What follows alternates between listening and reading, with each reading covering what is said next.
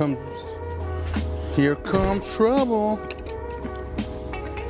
Dun, dun, dun, dun, dun, dun, dun. Oh, you know what it is, Project Hatch.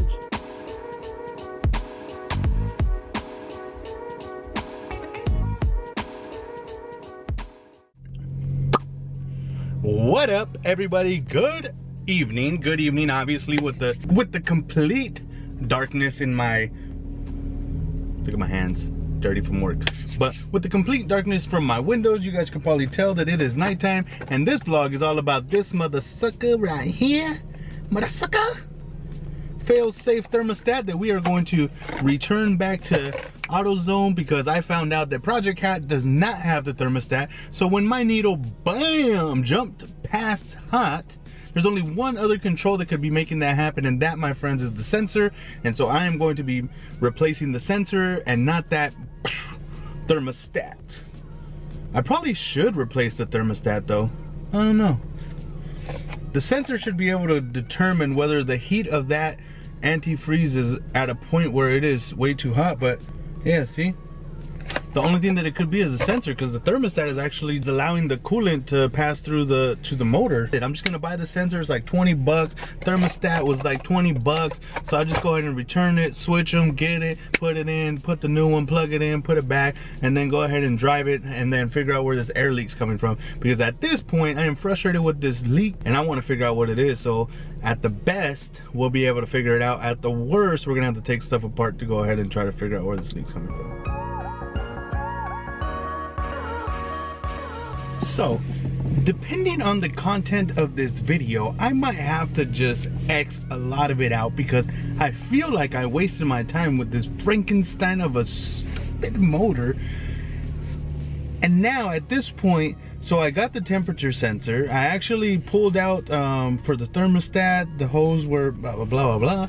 And when I realized that I had popped it off, that there was no flipping thermostat, I was like, you gotta be kidding me. Well, I'm not gonna put one in. That's obviously not the problem. It's gotta be the sensor, since I know that there's no thermostat.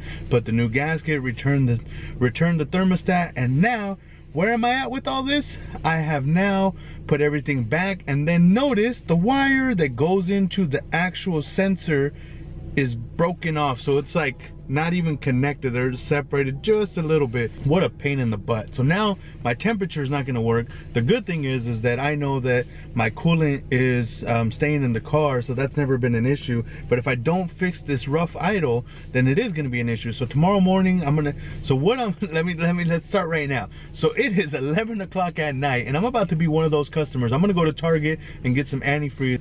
Done, right? So after that point, when I know that the fluid is all 100% and that nothing's leaking out of everything that I swapped out, like the sensor, and put the new one, even though I have it plugged in, I unscrewed it and then put the new one, so potentially there could be a leak there. So I'm gonna check to make sure that there's no leak. I'm also gonna go through and clean all the surface stuff that I left behind, and make sure that that's all clean, so I can tell if there is a leak or not. I know for sure 100% the fuel injectors aren't leaking. I know for sure 100% that at this point I need to put fluid in order to find out if it's leaking, and then once I cancel that out, I can go back to figuring out this rough idle. There's a couple things that I think it potentially could be. So I looked at the vacuum hose, and it's not cut anywhere, it's not leaking in any way, shape, or form. So I know that that one might be good.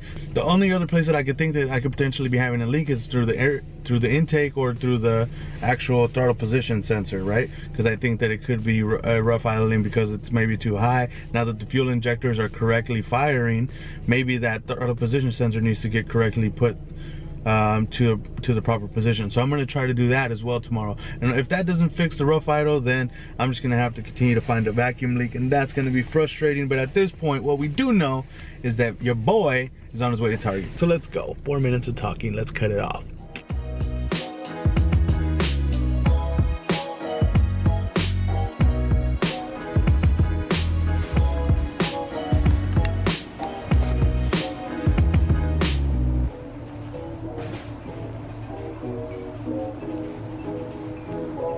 F by the bicycles, F by the bicycles. I think it's over here.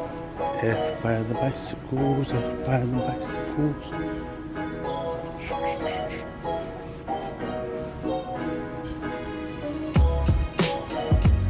Yeah.